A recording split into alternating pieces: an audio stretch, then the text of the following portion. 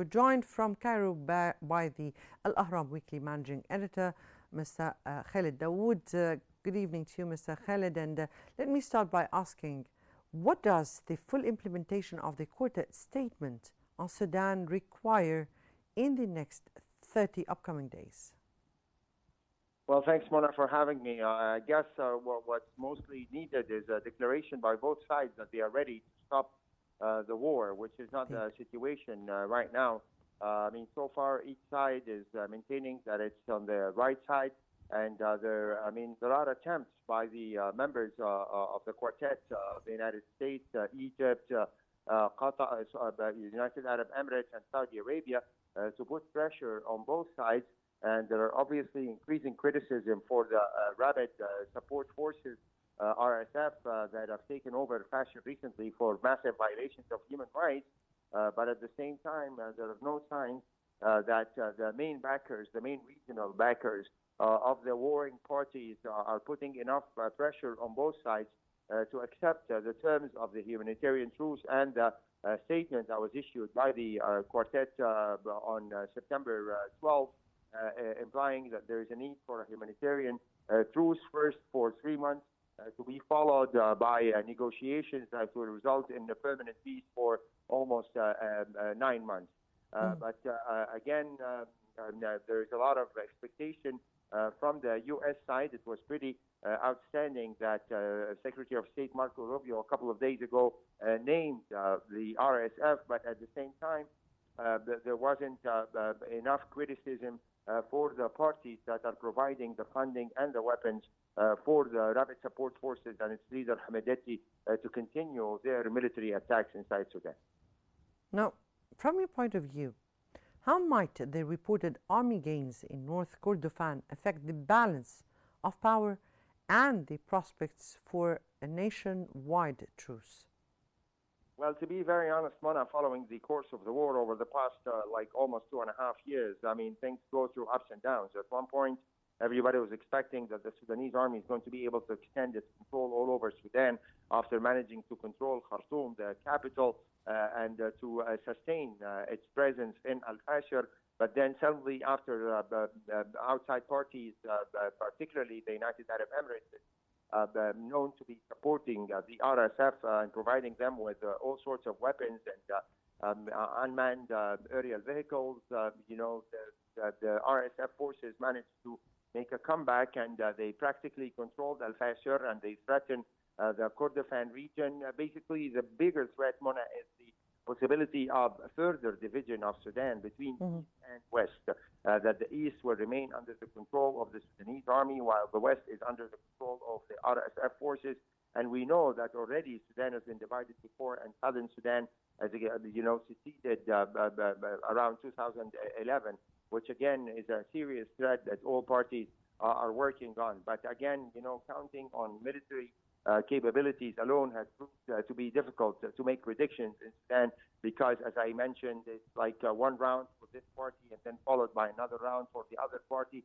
But again, the only reason for some hope, to be honest, is that there are serious efforts at this stage following the humanitarian disaster in Al-Fashir by the quartet members, the 4 countries, mainly Egypt, together with the United States, Saudi Arabia, and UAE, to bring an end to this war and to make this agreement official through Security Council resolution. But until today, the fighting continues, and each party thinks that by strengthening its presence on the ground, it will be in a better negotiating position.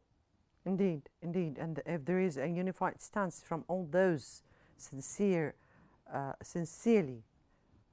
a will from all those altogether,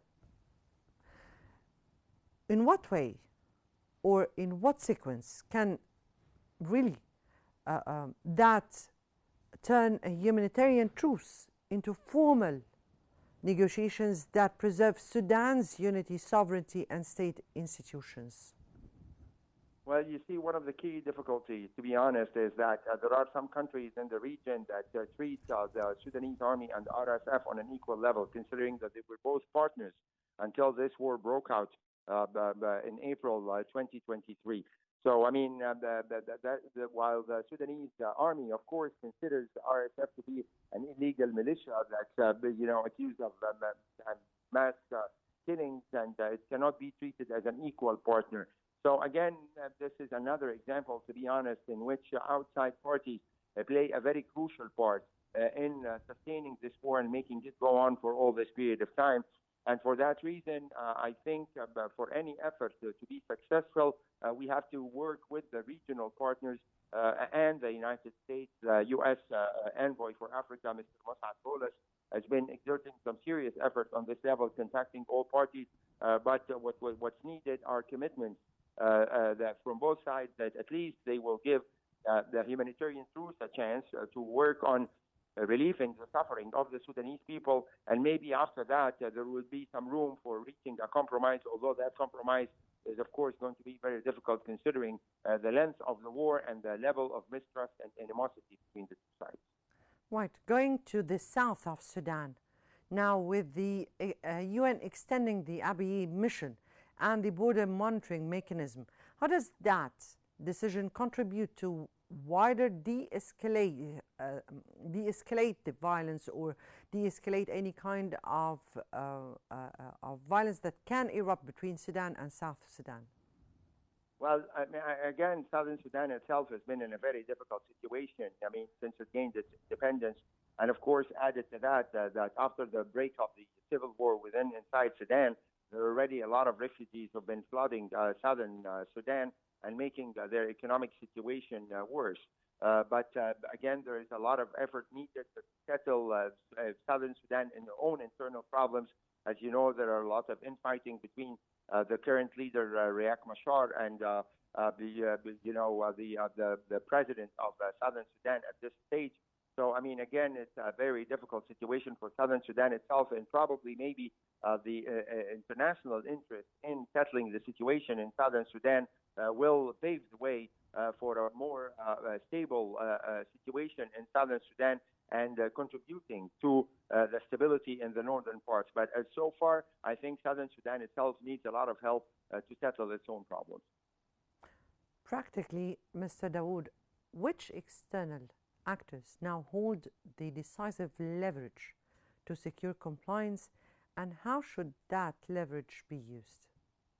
Well, the key party right now that holds the leverage, let's say, is the United States, because after President Trump came into office, there was a sense that Sudan is not a priority issue for him. But over the past few months, there is renewed interest on behalf of the U.S. government to settle the situation in Sudan.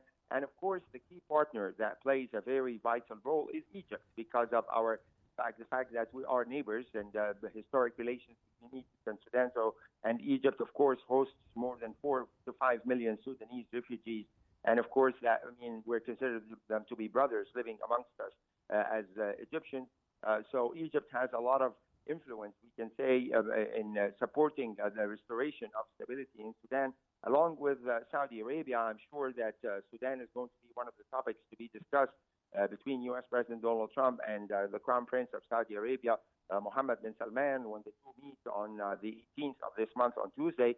So probably that's another very key important factor. And the final outside party that a lot of people consider to be responsible for the situation in Sudan is the United Arab Emirates, that's known for its close relationship with Hamidati and the RSF. So these are the four countries, actually, along with Qatar and Turkey, because Qatar and Turkey as well maintain good relations with Mr. Burhan, the leader of the Sudanese army, and they can put some pressure on him to accept the humanitarian truce to be followed by intense negotiations for a political settlement. And also, we definitely need the support of some African countries, such as Kenya, namely, and it was pretty significant that President Sisi spoke recently to the Kenyan president on how both countries can contribute to the restoring peace in Sudan because of Kenya's role in the African continent, and the chance that they can also contribute positively to the ongoing efforts in bringing both warring parties together. If I may ask you here, Mr. Khaled, we're seeing here the developments in Sudan that are very critical indeed. So we're seeing jeopardy between the national institution or the national army in Sudan and the rapid forces. with all the support that they find, we are seeing in the middle some of the disruption and violence that are emerging, genocides that have been committed in El Fasher and in Darfur. We're very much alerting to the whole world. How do you view the role of Egypt that Egypt has been playing in the past period in order to come out with a concrete ceasefire that would lead to the stability of Sudan?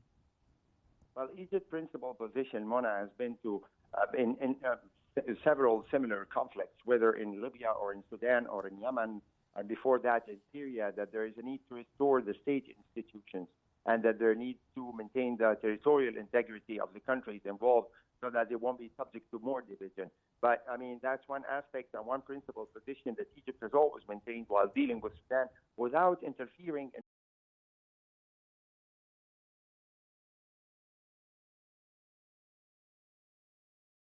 future, but within the parameters of respecting the state and its institutions and, of course, its own army. I mean, because it's the national army that's supposed to be protecting the integrity of Sudan.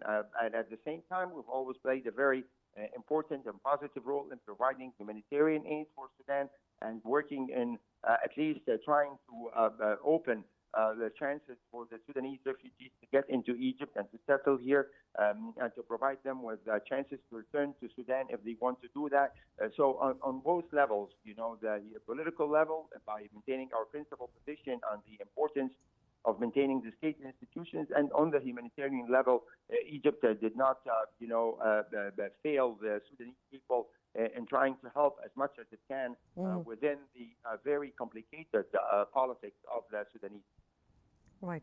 From Cairo, that was Mr. Khaled Dawoud, the Al-Ahram Weekly Managing Editor. We thank you so much for joining us here on Qnews and for your very valuable insights.